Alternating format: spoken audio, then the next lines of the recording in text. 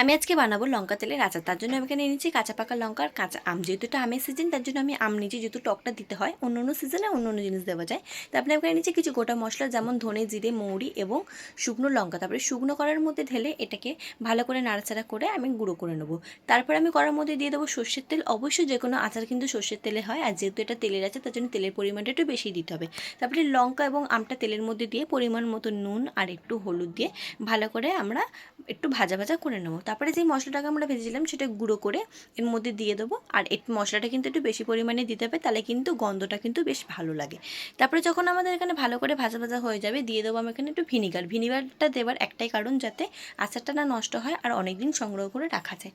তারপরে ভালো করে নাড়াচাড়া করে নিয়ে আমটা যখন সিদ্ধ হয়ে যাবে, তখন কিন্তু এটাকে নামিয়ে নেবো। আর কিন্তু এটা ঠান্ডা হয়ে গেলে তবে বয়নে ভরবো। আর এটা অবশ্যই কিন্তু কাঁচের বয়নে রাখলে কিন্তু অনেক দিন ভালো থাকে, আর এটা অনেক দিন আপনারা সংগ্রহ করে রেখে খেতে পারবেন।